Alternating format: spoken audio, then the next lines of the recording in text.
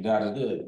So even on the pickle side, right? Because I remember growing up with pickle and peppermints. How did you, what was that thought process of like, they said the nachos, they said the lemon heads, they got cool cups, but there's something about the pickles. We're gonna focus on that product versus everything else that the people want.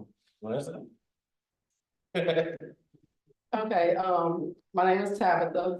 What's up, Tabitha? I am one of the owners of Mr. Prickles. No, the Prickles started out with, me starting at home.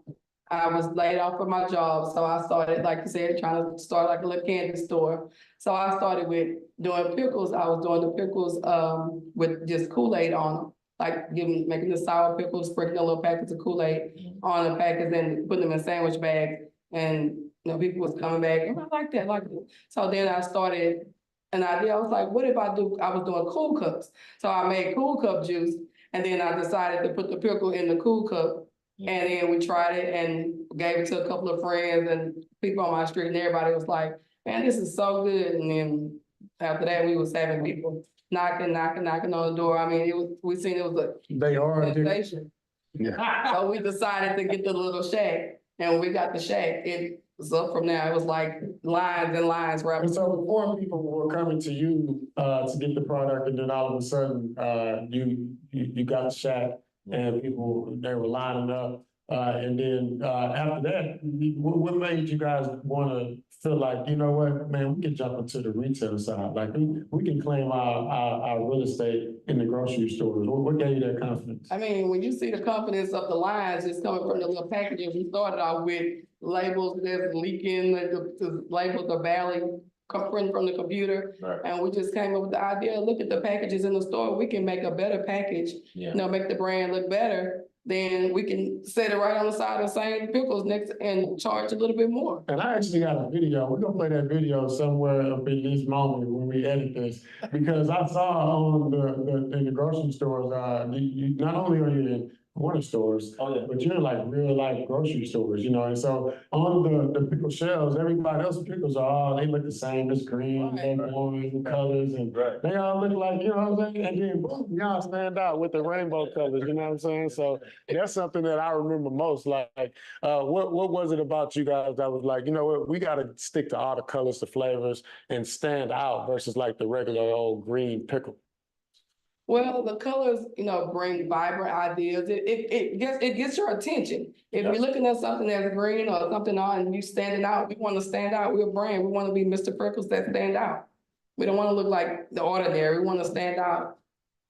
Supply and demand. So Mike, all right, one thing that I always like to talk about is the big win, right? When an entrepreneur first get their big win, it kind of changes how they feel, So for you, Tabitha and Ryan, when you guys first start growing and got that big win, can you tell me about that story? What was that big win that made you say, yo, this is really something that we can make a real business out of and actually change our family? I think we might have different answers on this. There's a few. I think all wins are big wins when you're a small business, right? But getting the first want to be in the corner stores and getting that desire, and then having distributors come back and say they want to be able to push the brand, I think that's a big win, right? Because when you're starting off and you're just hand to hand on consignment, that's great. But when you have a distributor then come behind and say, hey, you know what? People like this. They're seeing it fly off the shelves, and now they want to get behind it and put it in their stores. I would say that probably is one of the big wins. So after that big win, you start to grow, right? And now you got growth problems. A lot of people, entrepreneurs who are tapped in, listening in, they realize that as they start to grow, they don't really have the SOPs in place. Yeah. What did you guys do to kind of help that growth or structure your growth so you can keep winning and not losing because of the growth? Well, one of the things we did, I have to piggyback this. Okay. One of the things we did was get with a co-packer. Because when you're growing, and she can attest to this, there were times they had hundreds of buckets in their house. Like they were the pickle house. Yeah. We're like, we can't keep doing this. Kids, it was basically like some slave labor stuff going on over there.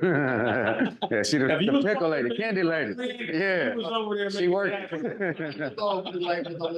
So we had to get with a co-packer, man, and we ended up running across a really good co-packer who another Black-owned business in the same neighborhood, Burns Barbecue, was using.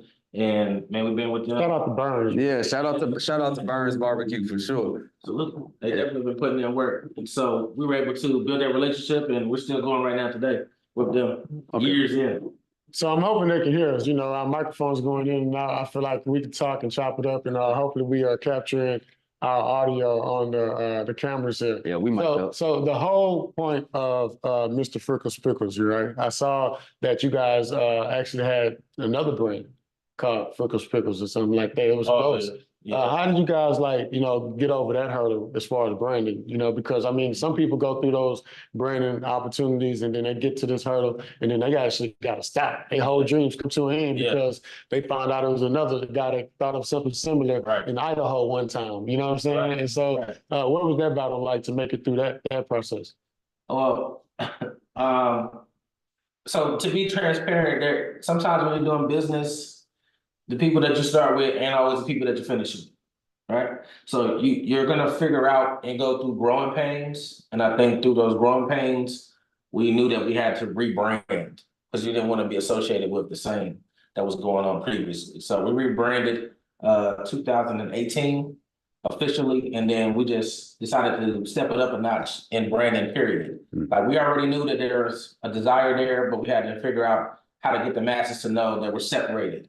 Right, and this is the standalone brand that people need to be following. So it was more of a marketing plan just to kind of go out there. Man, rebranding ain't cheap though. Yeah, I didn't rebrand it myself. You know what I'm saying? Like I rebranded a couple of brands and companies, and you know, from the logos to the aesthetics to the culture. It costs a lot when you really look at. We ain't even done rebranding yet. We still got old logo stuff on some of the. You know what I'm saying? So it's like it's a lot. You know what I'm saying? So are we finished rebranding already?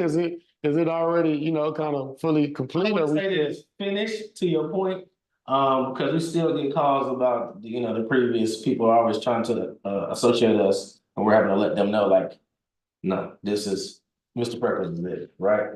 But I think that's a good problem, because if people are asking, that means people want it. People want it, right? Right, so we would gladly take that on. You know what I mean? I don't have a problem with that. I know she didn't have a problem with that. When did y'all start, Mr. Pickles? Mr. Friggles? Mr. Frickles, yeah. 2014, I believe. Yeah. 2014? Okay, so that's right around, so 2015, Instagram started, right? So y'all were right before the social media platform started to really start and take off. It was Facebook, right? Yeah, Facebook first. Okay. So when did y'all hop on social media? Were y'all pioneers ahead of time, or were y'all behind the curve? We behind. I'm about to say, no, that was an effort to push.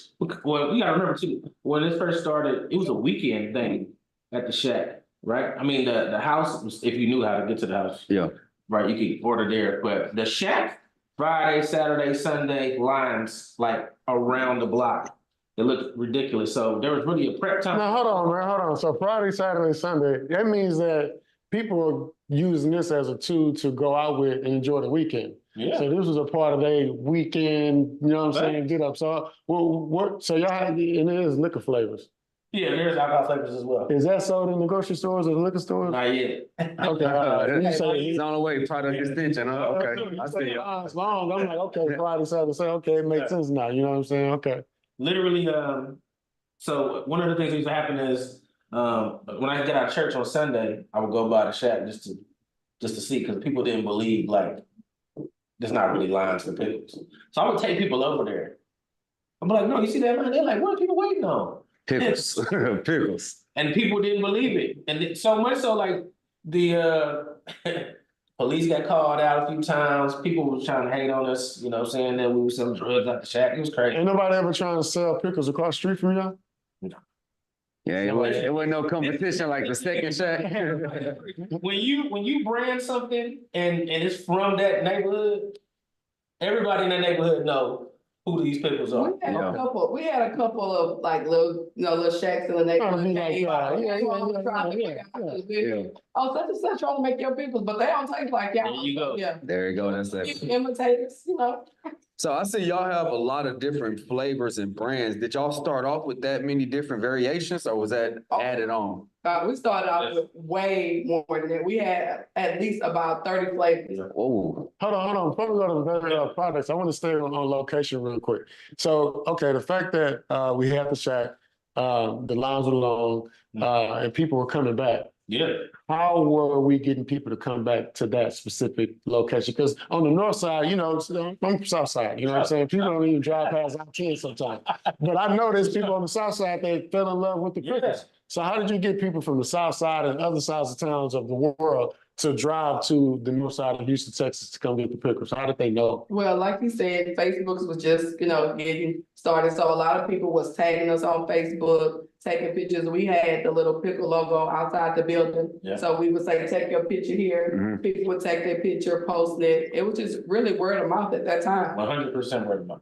And so, okay, so go ahead. I just had to figure that out. What the people kept coming back every weekend? Is it a text message going out with? Nah, listen, no digital marketing for real was taking place. We probably would have went through the roof even more. If y'all would have been collecting data, like using that data and actually messaging them at the time, right? Just one of those things that takes place. But very, very grateful for the individuals who came from Conroe or Bowline or whatever to be like, I just want to take these pickles that everybody keeps talking about. So check me out too. So it's a lot of people online who have brick and mortar businesses and they haven't figured out the code to getting online. A lot of them scared, right? They scared because they're like, we're making money in our brick and mortar, but we don't have no online traffic, even if they have a website, right? So can you walk us through what that transition was like to get online and start getting sales online for your website? Well, it's still going on. So it's a learning experience. And we do meetings every couple of weeks, just to kind of touch bases on this.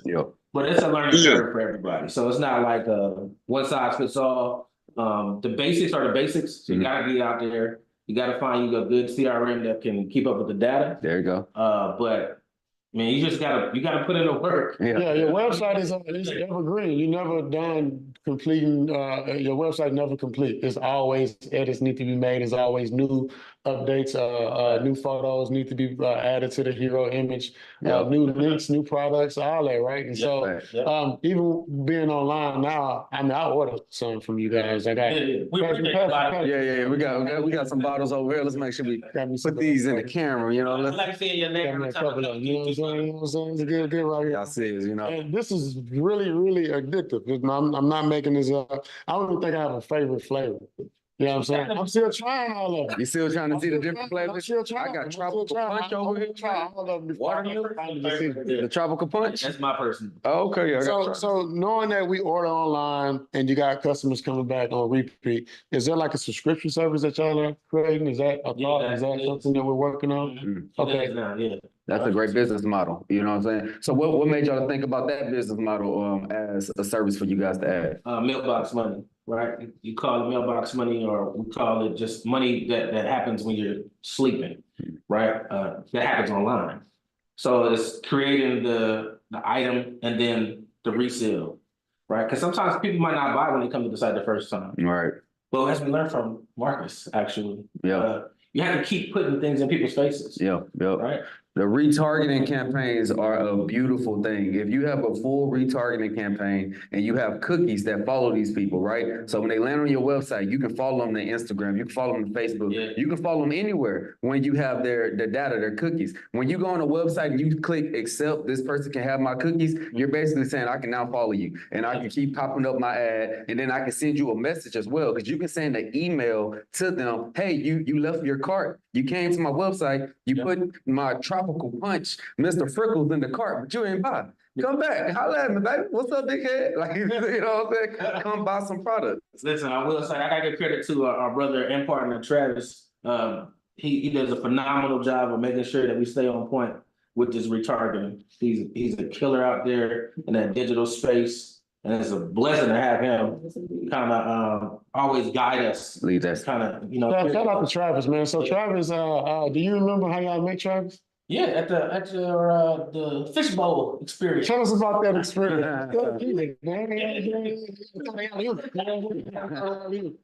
Listen, if you don't know, I believe Fishbowl's coming up again. Yeah, every November, Veterans Day weekend. So Fishbowl was a great opportunity for us to get in front of some potential investors and to pitch the business. I think for all small businesses, if you're out there and if you're in Houston or you're not in Houston, I think you should come just register. Because you never know who you can meet, and relationships are worth more than money.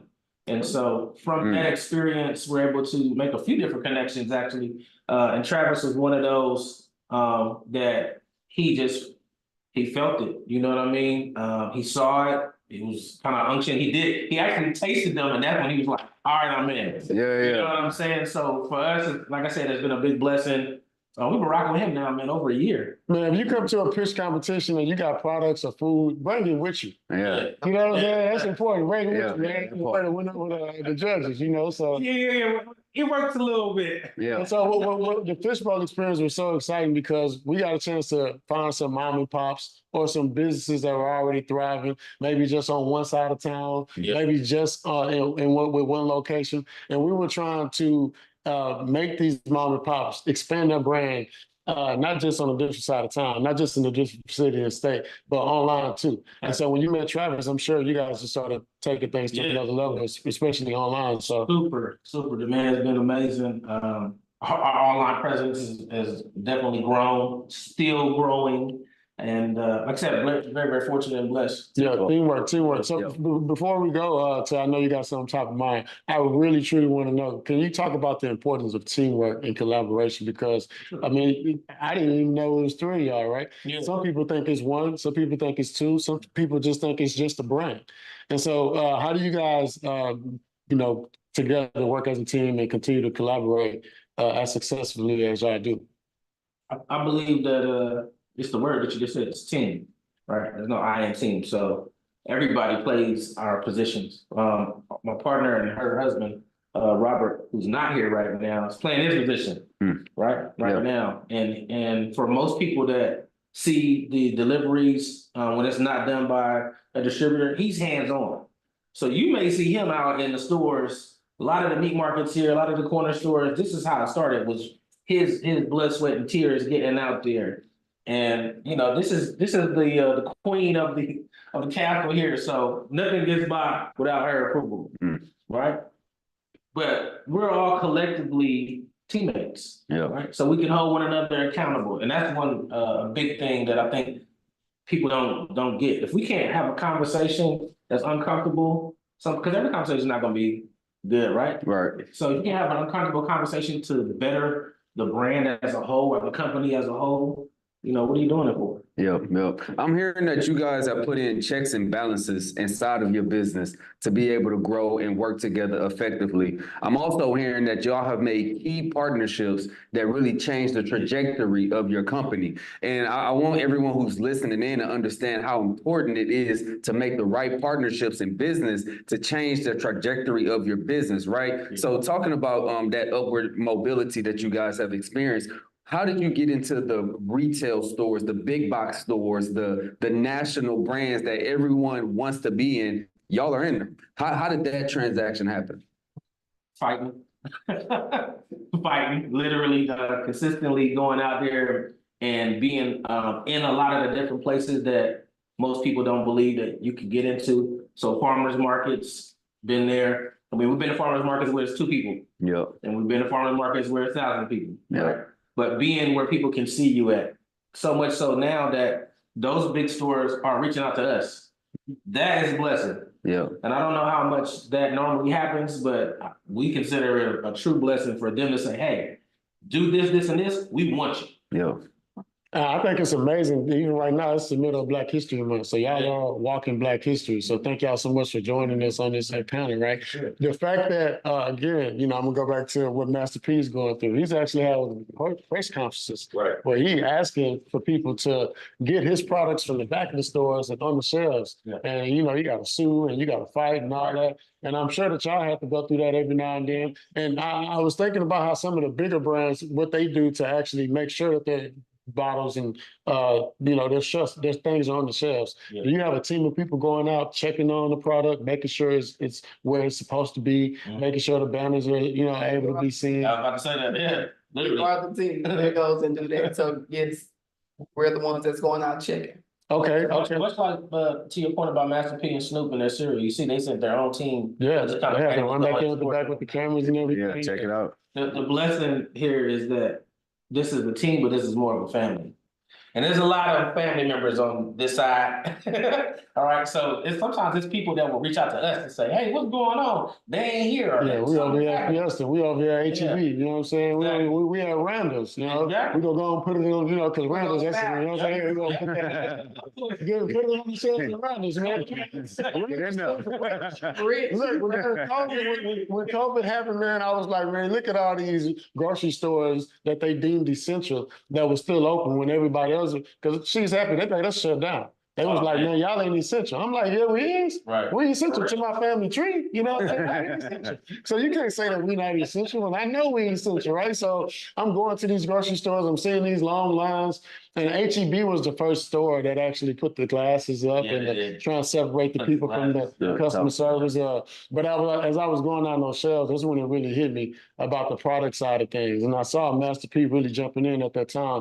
Uncle Ben's rice. For sure. We went from buying Uncle Ben's rice all the time, Right. unless you know you about the little parade wearing rice, you know, Right. like we did. It's good. It was a stick. Yeah, It stick cheap- together. You know what I'm saying? cheap rice, It was stick cheap together. rice. If you got the good money, you got Uncle Ben's. Get the good stuff. They had Uncle Ben's, the Ancient Mama brand. Yep. You know, they had a lot of these brands that was a part of Black history Right. that we thought we were buying our own product. Yeah, and you see on the face, it looked like us. The Uncle Ben looked like an uncle that would come to our family reunion, That's but good branding. yeah, White it on. wasn't our uncle. You know what Yeah, I'm saying? yeah. And so, okay, so you got all these different brands, and now that I see Rap Snacks Yeah. with chips, Yeah. you know, they got faces on there, and that brand is like really taking off. Yeah. Same thing with like Exotic Pop. A lot of people that put faces on the brands, Yep. it worked then, so it will work now. Yeah. And I don't know if maybe Uncle Ben's rice had a bunch of brothers and sisters on the rice, and only one of them stood out. You know what I'm saying? But you know, hey, you know what I'm saying? You know, you might have a hit. Get you a They flat grew one, it. you know what I'm saying? To go. I don't know. I just wanted to share that thought because and ask, knowing that all these products are there on the shelves, Yeah. what other brands or what other items or products do you guys think y'all can expand with? Because there's so much opportunity on those shelves. Oh, yeah. I want to do purple chips. Mm. Chips. We're doing the juices. Right. We're trying to do the pops for the Gatorade pops. Yep. So yeah, we got a lot of ideas that we're trying to brand out with Mr. Prickles. We ain't gonna give y'all too much because I don't want anybody over there trying to. They can't take your sauce. Yeah, so. Don't you take see the it sauce. out there, we gonna take it back anyway, but yeah. So another thing I saw Master P kind of go through was he was sold out online. Yeah. You know, he was sold out online and we couldn't find him in the stores because they had him in the back of the stores. How do you prevent that? Are you guys selling out online? Is it always in stock, always open? How does that work? No. So there are times that yes, we will sell out of certain stuff online. There are times it's seasons. Yeah. Right. So I will say that. Same thing with the stores. The stores never do a better job of letting us know because they're gonna want it because the people are gonna come in there asking for it. So stores a lot easier to fulfill. Online, that's a good thing. We like to be sold out because that means God is good, right? Right. And we have Like Friday, Saturday, Monday. You know? Yeah, man. Well, again, there's a lot of good all time picking this up. Digital dollars. Digital dollars, indeed. So before we wrap up, I just want to congratulate y'all. Thank Right, we brought y'all here during Black History Month because we're really proud of what y'all doing in the community, and y'all started from the community. You know, this is a business of the people, and the people made y'all popping, and now you continue to grow and y'all continue to give back to the community. So, you know, we really appreciate it here at Black Wall Street. Talk about what you're doing tonight. I mean, talk about giving back to the community. Talk about what y'all got going on tonight. So we're co-sponsoring a gala for a nonprofit called Sky's the Limit National CDC, and this is a community effort to try to spotlight those people that are in the community doing positive things that may not normally get a spotlight, such as ourselves, such as Exotic Pop, and so on and so forth. But there's a ton of different people that normally never get the praise that they should get. And this is the opportunity for us to do that, you know, take it back and also have a good time, right? A lot of times when you get grown, you don't always have to go to the club, right? Right. You're stepping up, you want to change your scenery and your surroundings, so it'll be a great networking opportunity, but for a good cause. Okay. And where can we get some of these hoodies? Freckles.com. Yeah, Put your request in, because you know what? for about a week now, we've been getting hit up about these. So, Mr. Perkins, like, we do got merchandise. Hey, the apparel was fire too. I like it. You know what I'm saying? It's popping. You know, Yeah. we do all colors. You know what I'm saying? Just put in your request. We got you. So make sure that everybody who's listening in, the whole purpose of the business spotlight is for you to support this Black-owned business. Remember, we can spend our Black dollar anywhere because we're digital. The revolution will be digitized. You can go right now and shop and get this product shipped right to your house. So make sure y'all support, follow on Instagram, follow on TikTok, Facebook, everything all the platforms, and go to the website and give them your email so they can collect that data, right? Let's get that. Yeah, that's important. Now, before we close, of course, this is the end. Okay. You're a veteran too. Oh yeah, You know, so me, I can't let nobody come up here that served in the military and not tell them about the great things that, your experience. Let's talk about life and how that decision may have catapulted you to, I don't know, where you're at, where you're going. For sure. Well, military in general, I went in at a young age, so I was 18, fresh. And I believe like if you don't have anything else going, no scholarship, nothing like that for a young man or a young woman, you may be something you want to explore. You're going to get that opportunity to grow as a person, the independence that we seek, and we feel like, oh, man, I'm a woman. Well, you're going to find out as soon as you get to the military, and they're going to help you out and help mold you. I think one of the things that it gave me is confidence for sure to be a leader and instill in me, hard work, responsibility, these things that right now I think gets taken for granted. So Air Force definitely fly high with my boys out there. And I'll let you make it, man. yeah. I was a staff. I'll let you make it. Sailor, huh? So my old man was just sitting like, I get it. So salute to everybody that's out there. All branches, for real, we need you guys and ladies. Yeah. And speaking of ladies, I want to alley loop this final question to you. For you to create this in the kitchen, this idea, this thing, there's a lot of women out here that's listening. They got an idea in their head. They got access to a kitchen. What do you say to them that's just sitting on maybe $1 million dream that's waiting on somebody to come? I don't know. What are they waiting for? You want to say something to motivate them? Hey, don't wait, just put your best foot forward and go after it, because if you don't, pursue your dreams, no one's gonna pursue them for you. Right. So you can't win if you don't try. So if you don't try, then how you know you're gonna win? So just go out and push for it and don't stop grinding. Shout out to Mrs. Frickles. Right. You know what I'm saying? For real. We got Mr. Frickles, Mrs. Frickles. Man, thank y'all so much for coming. So you want to close it out? Yeah. Thank you for coming here. Thank you for being a part. For everybody who's listening in, we are going to wrap this up, take a 10-minute break, and then come with the training. It's actually perfect that y'all just talked about doing a pop-up shop that got you into distribution with major retailers. Because today we're talking about festivals and how in March and April, that's festival season. Yeah. And a lot of businesses don't realize that is the start of your direct-to-consumer marketing, right? Yeah. So the ideology of being at a pop-up, networking, giving your information out, and collecting data, it changed your whole business. It's not just a little pop-up. People think it's small little shops out there. Big pop-ups. It's big popping out here, right? And you got a lot of secret shoppers that be at these pop-ups, So we're going to talk about that in about 10 minutes. We're going to take a break. Thank you for real for coming through. We appreciate y'all. Much love. And we'll be right back after the break.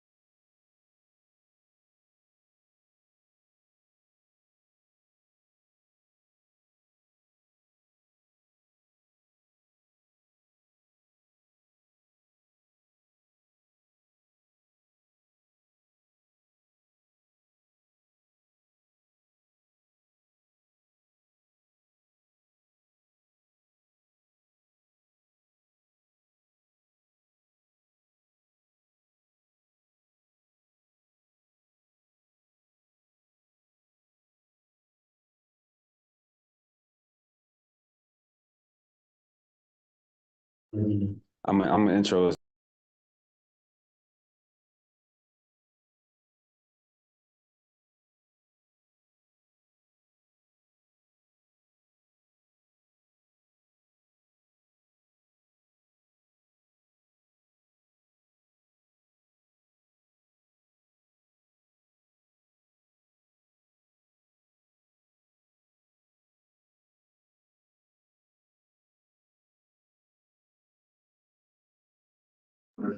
All right, let's go. Welcome back to the Entrepreneur Mastery Workshop today. I'm your host, Martell Matthews, your favorite CEO. You know, my mama called me Bernard when I'm doing good. My friends call me Moolah. Today, we are going to talk about how we get to the Moolah when it comes to festivals and doing pop-up shops and the ideology around doing a festival and a pop-up shop, right? So we got a lot of things that we're going to show you on the screen. We're going to talk about different companies and how different brands actually can expand their company just from being online and just from popping up in person, collecting data to take it back online from people that they met at these pop-up shops. Marcus, we got She Happy Hair on the screen right now, and I know we've been talking about pop-ups. Before we even get started talking about one of your pop-ups, tell the audience a little bit about yourself and the brand and how y'all started out the trunk of the car. Oh, okay. Appreciate that, Martell. So, me, I'm Marcus Bowers TV, your favorite globalpreneur, somebody that does entrepreneurial things, not just in the city or state that I'm in, but all over the globe and online too. One of my favorite quotes right now is whatever you do, do it online too. You know what I'm talking about? So me, She's Happy Hair, we started way back in 2012. Same year Instagram came out. And when we started in 2012, what we did was marketed online. We started doing a lot of things online. We started wanting to be wherever the customers were, wherever the people were at. And so if they were online, we wanted to be there too. If they was on Instagram, we wanted to be there too. If they was on MySpace, if they was on Black Planet, we was gonna be there too. But we found them at a lot of festivals, right? A lot of festivals, a lot of places where the people are already going for entertainment. It would be all type of hair shows. We would always be a vendor there. And that's how we started off. We start meeting the customers where they're at. Just like when we started from the trunk of the car, we were meeting the customers where they were at. We would market on Craigslist. Customers would go on Craigslist. They would see our product, want to buy our product, reach out to us, and we meet them wherever the address they told us to meet them at. You know what I'm saying? We had to go to wherever the money was up until we got to a point where we started marketing the product and the address and having people come to us. So before, when you hustling, when you're starting off, when you're just promoting your offer, your services to the world, sometimes you gotta go tell people what you're doing. But when you're really in business, you can actually start sending out messages and advertisement, marketing, promotions, and then the people will come to wherever you tell them to come because your product is that valuable. You know, your services is that good. You're actually doing what you said you're gonna do. And that's what She's Happy Hair been doing for quite some time. That's why we're on the street, man. So I know right now being in festival season, it was a slow season because January came. It gets really, really slow in everybody's industry. People spend right before January all throughout their holiday season. People don't realize that the holiday season starts November 1st and it don't end until you know what I'm saying? After Christmas. You know what I'm saying? Yeah, Christmas over. Right. And so with that being said, February is a time where it kicks back up. Right. And so everybody gets something to look forward to. The money's gonna come back into your stores, the money's gonna come back to your site. And now we get a chance to forecast. And when we think about forecasting our entire year with events and celebrations and holidays, and we're gonna celebrate with our customers, we think about festivals and expos that are coming up too, because we wanna be there talking to those customers, celebrating with those customers Right. when they are with 5,000 other people, right? Not just when it's just them. You know what I'm saying? But entrepreneurs are like, oh, I don't want to go outside. I'm just gonna post my picture on Instagram and people gonna come buy my products. I'm just gonna post on TikTok and on Facebook and people gonna buy my products. I want to tell you that's not going to happen that way. All right. So you heard Marcus said that you got to go to where the customers are at. You must go find your customers when you're first starting off. Entrepreneurship ain't easy. This ain't for the weak. This ain't for people who do not want to put in the work. Listen, when we created this Business Empower Mastermind community, it was to bring you the real. We really trying to teach you how to make money online. And it doesn't all start just online. You have to learn how to do the in-person strategies and get out there, get in the field, network network with people, touch people, so they can put a face to a brand. Your brand has to have a personality. If your brand has no personality, it's just all online, you don't have real customers in real life, you won't get real customers online. Online customers can feel that people buy your products in person because you start to have a demographic. Everyone, Marcus, when I was younger and everybody started building companies in college, right? They always went through this marketing test that said, what's your marketing demographic? Everybody has an idea, right? People say, oh, my demographic is, Black women and men who are 25 to 45 years old. They like playing sports. They like reading books and they like doing yoga, right? Maybe they're vegan or something. Everybody has an idea.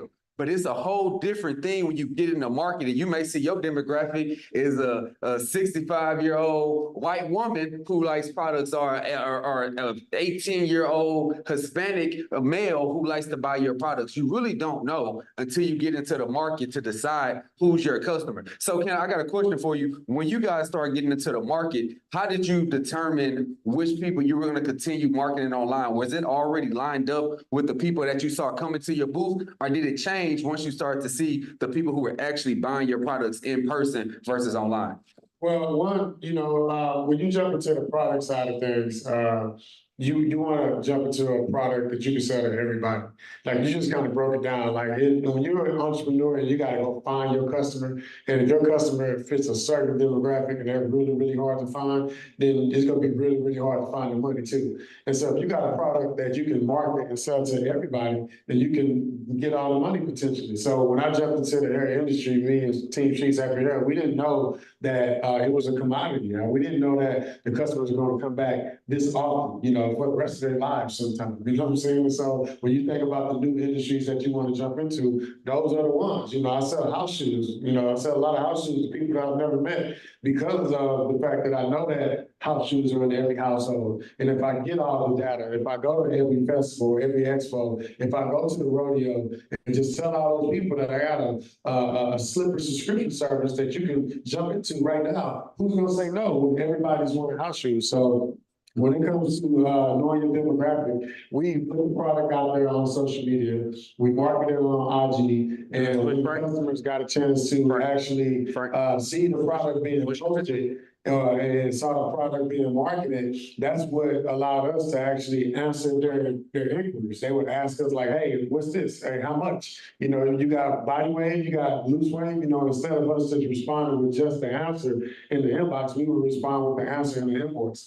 Like, yeah, we're gonna answer your question. If you're truly serious about purchasing this, here you go. You know what I'm saying? Click here, check out type of stuff, right? And so it's just knowing your customer and then asking the customers what to sell. So when you go to these festivals, that's practice. That's the time for you to actually go and be out there in the marketplace, talk face to face with the customers, like you said, and actually practice your pitches. You get to practice your pitches. You get to see what the customers respond to, see what they don't respond to. And when they respond well to something you said in person, say that same thing online. You know what I'm saying? And keep repeating that conversation. That's why a lot of sales teams have scripts, because they don't have to recreate the wheel. They don't have to think about what to say to the customer to get them to buy again. Your in-person conversation is kind of like a CRM conversation online. If this don't work, then maybe this will. Maybe this condition, maybe this trigger gonna kick in. So it's the same conversation, Tim. Yeah, that makes sense. I have my students and people ask me, Coach, how do I learn how to talk to my customers? What do I say to my customers? And I tell them all the time, I started my cannabis company in 2020, right before the pandemic, right? And I was out selling products in Houston, Texas, cannabis and hemp products, legal in all 50 states. I'm selling products online everywhere now, goodfeelinghemp.com. But when I first started, I had to learn what to say to my customers. I had to learn what questions my customers had. So if you're tapped in right now, understand if you're a startup, you're in your first 1 to 3 years, you don't actually know the problems your customers have. You have an idea of their problem. When you get into the market and you do these pop-up shops, you now start to hear the problems so you can be the solution. So Marcus, one of the things that I did when I go to these pop-up shops, along with collecting data, I actually record videos of people giving me testimonials after they try my samples. I record videos of customers talking about my products to me as they're trying it. I give What you gonna do with those testimonies when you get them, Tim? What you gonna do with those testimonies? So- Tell the people, they need to know. So look, if you get testimonials, you need to repurpose them and put them on all platforms, right? One of the things that we do here at Black Wall Street is help you learn how to repurpose and put your content on all platforms. If you want some help with that, go to blackwallstreet.tv and tap in, or go to our Instagram and type and DM us mastermind, right? And we'll teach you how to do that. But something else that I want to tell you is I had to find these pop-up shops. I have a lot of people say, Coach, how do I find the shops? Where do I go? All right, I'm gonna give you a little bit of gem. I'm gonna give them some sauce. I don't tell everybody this sauce, but I'm gonna give it to you, right? One thing you can do is go to Eventbrite. No matter where you are in the country, go to on Eventbrite and look up pop-up shops, right? You can look up pop-up shops and you can look up events, conferences. You can look up pop-up shops and conferences, and you'll see all these ones happening in your city. Marketplace. And you can forecast. You can say, look for March, look for April, look for July. You can see which ones you want to be at. You're gonna have to pay a market fee, sometimes anywhere between $50 all the way to $300. What's a good price though? Look, I want to make this point too, Tim. You don't want to go to the first annual. You want to go to the fifth. Got some people coming. Got some people. A good price though. The average price is gonna be between about $50 to $150 for most pop-up shops. A really good pop-up. Now, if you go to a really large conference and they selling a booth for $300 to $400, it's probably a lot of traffic there. So if you got the money in your marketing budget, I would advise going, right? If you have the money to go. But if you're just starting off, Marcus, they can start off real low at $40 vendor booths just to get out there and get started. To the college campus. You know, every college campus has some type of marketplace weekly, and they don't cost as much. And you know, you ain't got to be alumni to get on. Those alumni to get on. You know what I'm saying? So there's always opportunities in marketplaces. If you don't find a marketplace, create it. Right. That part. And that, so number one was Eventbrite. Number two, Facebook. Go to Facebook. Look into Facebook groups. Look into pop-up shops, small business markets. Just search it in the Facebook groups. You'll find these groups all around the country, no matter where you are in the country, that's in your city, that you can then tap into. On these Facebook groups, all they do is post opportunities to be a vendor opportunities. That's the second thing I'm gonna tell you to do. Number three, the third and final I'm gonna tell you is connect with PR specialists. Go online and look for PR. If you look for PR specialists, most PR specialists are connected to all the events, all the influencers, everything that's happening. All you gotta do is message them and say, hey, what events are you doing? I wanna be a vendor. They're always looking to have people come to their events. So that's another little gem for you. Look for those PRs, Eventbrite, and Facebook, and you'll see how you can get your business in front of more people. Okay, so now that we found the festival, we found the expo, we found the one that's the 10th annual, and now we've registered, and now we're about to go. What do we do next? How do we pre-plan? What are some things that we must do before we get there? How do we, organize this? Who we call? Ghostbusters? Phenomenal question. So I'm not gonna call Ghostbusters. I'm gonna call Black Wall Street. So if you need some help, give us a call. But no, seriously, what you should do is get your marketing material ready, right? So what does that look like? For me, Marcus, I think that every pop-up shop should have a flyer, a business card, and a QR code standing card that you can put like on a clear standing stander, right? That you can stand up and be able, so people can QR code your products when they walk by. Well, everybody got a QR code. Where does the QR code sending the customer? Everybody got QR codes. It needs to send them to a landing page. So it should be sending them to a landing page to collect their data to give them to your CRM system. And I'm gonna teach you a trick. On your QR code, right? Say if you want a sample, want a free sample, follow me online, hit the QR code, give me your email, and then I give you a free sample. It's usually if you give something to get something, people are more interested and willing to give you their information. So that's another trick that we use. I'm telling you, before we just used to have a pop-up shop, we didn't give no samples. We might, if 100 people came, we might have got, I guess I would say like 20 QR codes, people just because they like the energy they with it, right? Now, with the giveaway of a sample, we double that. If 100 people come, we getting at least 40, if not 50 of those people are gonna give us their data because they want something. Okay, so let's talk about foot traffic, right? When you choosing a festival and you get the opportunity to choose a space. Yep. What does a good space look like? I know for us, when we're doing booths, we like to be at a corner, we like corner booths. Yeah. Cause it's just like a corner store, a corner store, corner booth, you get the same amount of traffic as a corner store. If you're on the strip center, everybody might not see you, know what I'm saying? But it's something about that corner booth, even at a festival, that would be life changing. And then we always try to put something by the women's restroom strategically, right? Because we sell hair. So it was like, she's happy there, we want to put, even if we can't have a booth near the women's restroom, we at least want to put an A sign near the women's restroom to speak for us when we're not even there. So let's talk about location. Well, how important is location in the festival, in the expo? It's extremely important, and it's extremely important to get there early if it's come as you serve. Like a lot of these events, if you get whoever gets there, you get to pick your location. It's not always picked out. So you should try to get you a corner booth or get a booth near the entrance or near the exit. So every time someone comes in, they have to see you. Every time they leave, they have to see you. Or every time they hit a corner, they have to see you. Another thing they should do, Marcus, is make sure they get a pop-up banner. You can go to Kinko's, you can go to Office Depot. It's about 120 to 150 bucks. But when you get a pop-up banner that you can actually pull up, you now have a visual stimulant that people are going to see, and they're going to make them stop and say, oh, what is that company doing? While everybody else just have product on their table, you now have a banner that they can look at, and it catches their eye and make them stop to say, what is this product? How can I learn about it? Can I buy something with you, right? So you definitely want to have that as well.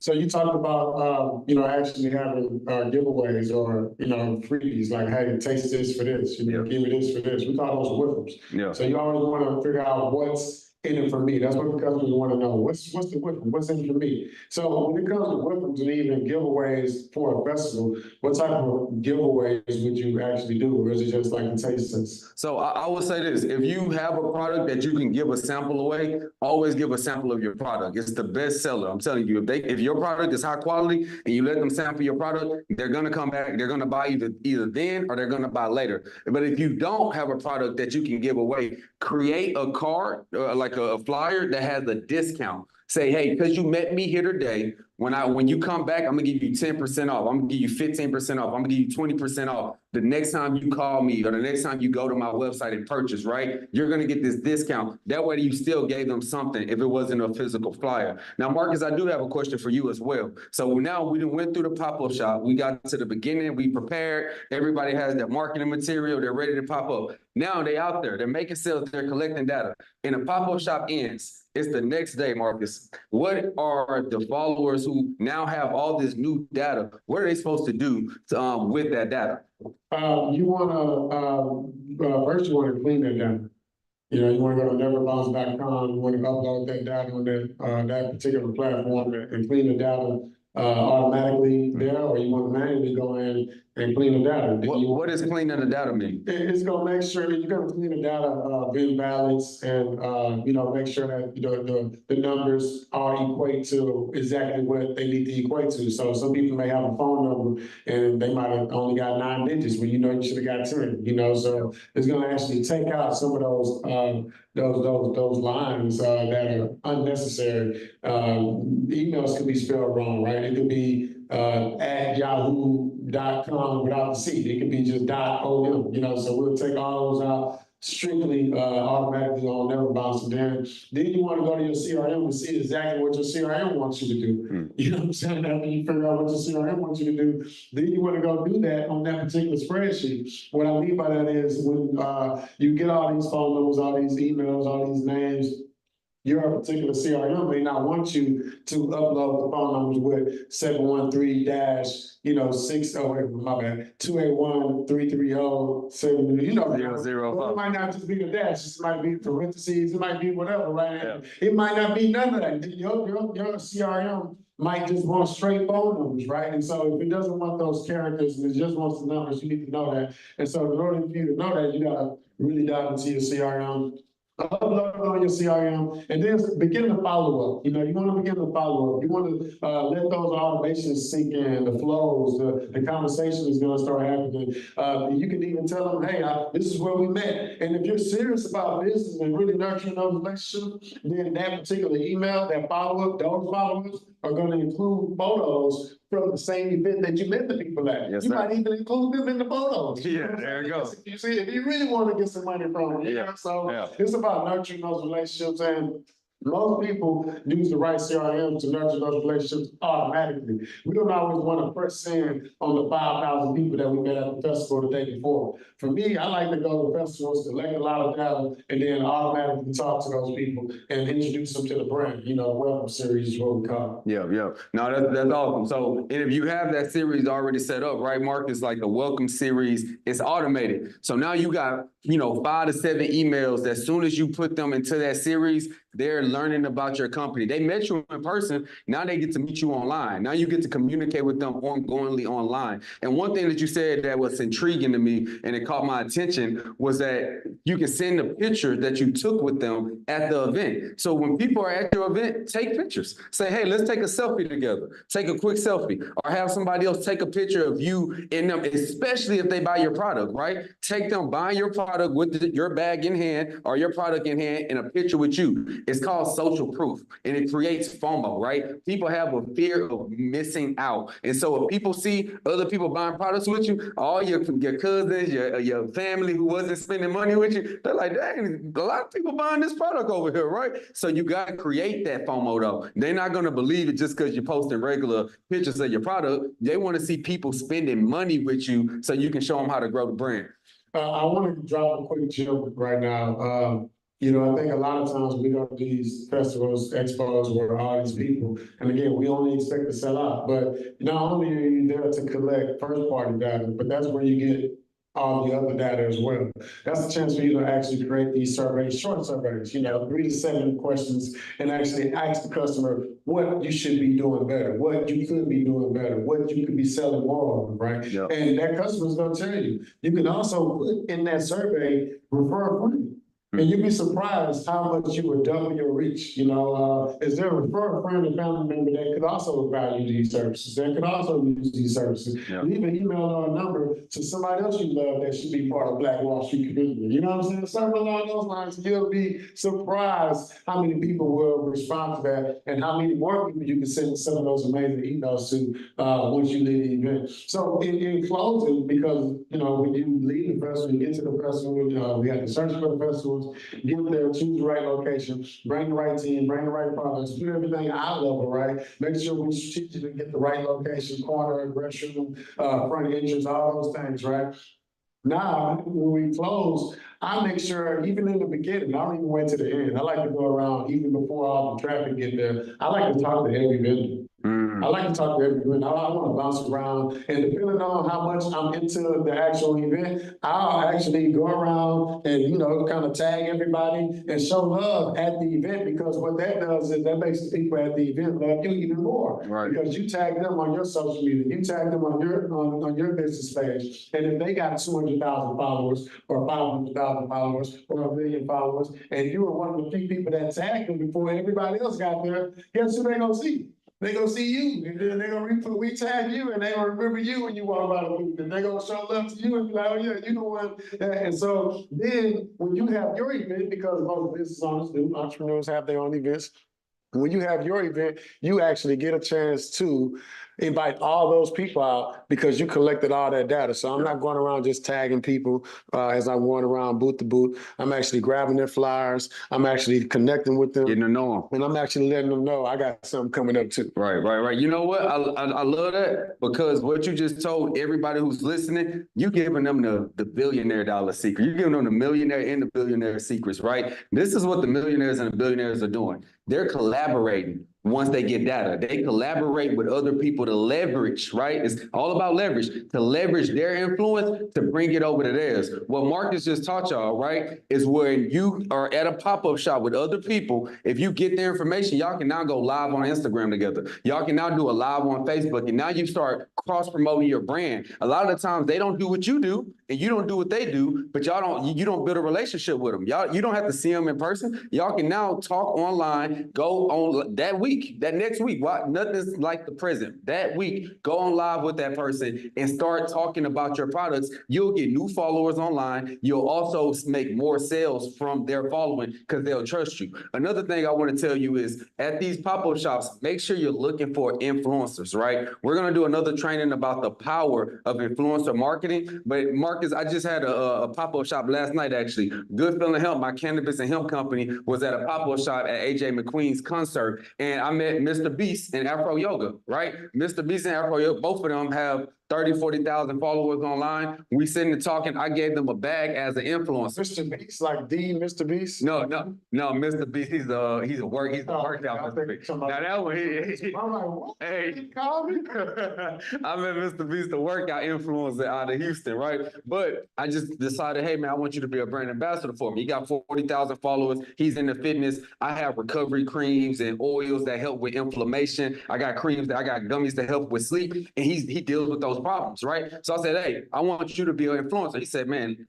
say less. Because I met him in person. Imagine if I just DM'd him. I'm just one out of 50,000 people DMing him. So when you're at these pop-up shops, be aggressive. When you meet somebody, you see they got a lot of followers, say, hey, I want you to be a brand ambassador for me. I want you to promote for me. I want to see how can we collaborate. Yeah, there you go. Come on my podcast. Come talk to me. Talk to my brand. And a lot of times they'll see what's in it for them. The Wiffle, right? Let them know what's in it for them. I'm going to give my following to you as well. I'll give you a discount code every time that they buy the product, every time they buy Good Feeling Hemp product, I'll track it and pay you on the back end. Make an affiliate program. You're not too big or too small to have an affiliate program. Allow other people to make money with you and to grow their business, and you will see how your business will grow exponentially. If you allow other people to make money with you and grow their following, you will see how your business will grow exponentially. So, again, we said in closing, I think I got one more, Jim, that just hit me.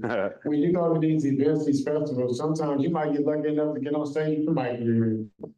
You know, so if they be like, hey, as a business owner, as a vendor, you get a chance to come on stage and talk about your brand. Don't get up there and talk about you. Don't get up there and do it for the exposure, the likes, the followers on social media. Do it for the data. So make sure you have a short code with money. Make sure you have the call to actions. Make sure you have the right rhythm, and make sure you can talk to people when they're no longer in front of you, even after the festivals. I'm done, Martel. I'm done. That's it. That's all I got. All right. So in closing, just to let y'all know a few things that we can help you guys out with, right? One, we have our RRR services. We decided to create this because we have so many people in our business empower community that are creating amazing content, but are not posting their content consistently online, right? So what we did was create an RRR service. It's a repurpose, reuse, and reimagine. Imagine that you give us a video that's 30 minutes to an hour long. We chop that video up into 15 to 30-second clips that you can post online, on Instagram, on Facebook, on TikTok, where now you have content that's evergreen anytime you go create content, right? We also have an auto post service. So if you need help, you're like, hey, Martel, I'm making all this content, but I'm working a full-time job. It's hard for me to actually post it. We can also help you post that content online after we re-chopped it up. And then if you're like, hey, Martel, well, I'm making this content, I'm posting it, but I'm not emailing nobody. I'm not texting nobody. I'm not talking to my community, right? We even have an upgraded service to help you with email marketing and set up your flow, set up your welcome flow, set up your abandoned cart flow, set up your thank you flow after they buy the product to say thank you. You'll be surprised how much money you'll make just by telling people thank you via email, right? So we can help you with those different CRM systems and setting that up. All you have to do is join the community, right? So make sure you tap in, go to blackwallstreet.tv to join the community. It's only $37.99 a month, which is super cheap for the amount of information we're giving you. Once you join, we'll have weekly calls that we have Zoom calls on where we review business owners like we did today, but we do it digitally. We give you strategies, we have Q&A sessions, and we teach you marketing tricks as well that we're using right now on Instagram to have nearly 1 million followers. We're not teaching you things we learned yesterday. We're teaching you things that we're doing right now. So tap in, make sure you follow us on all social media platforms. Blackwall.st is blackwall.st. Make sure y'all tap in and follow us, and I can't wait to see you in the community. Welcome aboard, my cousins, my friends, my family. Much love. Peace out.